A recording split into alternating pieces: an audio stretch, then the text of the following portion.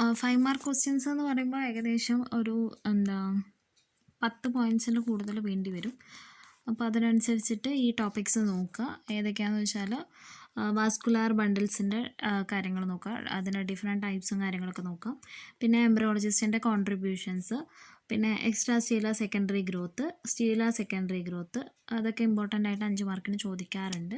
പിന്നെ apical organisations, അതായത് histogen theory, apical theory, tunica corpus theory, അതൊക്കെ നോക്കാം.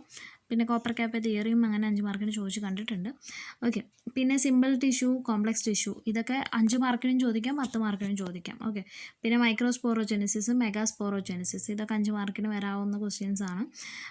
അത് ചിലപ്പോൾ അങ്ങനെ ചോദിക്കാം. മെഗാസ്പോറോജെനിസിസിൽ തന്നെ ടിപ്പിക്കൽ എംബ്രയോ സാക്കിൻ്റെ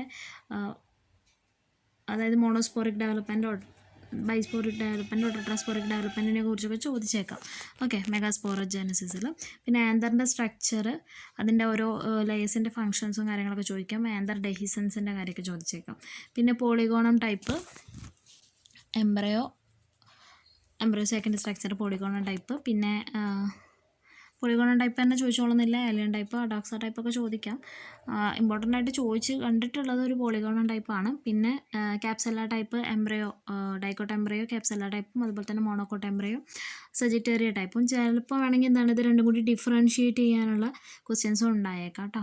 പിന്നെ പോളൻ മോർഫോളജി, അതിൻ്റെ ആ ഒരു സ്ട്രക്ചർ, മോർഫോളജിക്കൽ അപ്പേർച്ചേഴ്സൊക്കെ, അങ്ങനത്തെ ക്വസ്റ്റ്യൻസും കണ്ടിട്ടുണ്ട്. പിന്നെ എക്കണോമിക് ഇമ്പോർട്ടൻസ്, പാലനോളജീൻ്റെ എക്കണോമിക് ആൻഡ് ടാക്സോണമിക് ഇമ്പോർട്ടൻസ്, അത് ചോദിക്കാറുണ്ട്.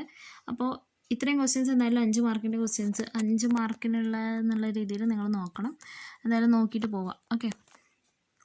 അപ്പോൾ അത്രയേ ഉള്ളൂ. Thanks for watching.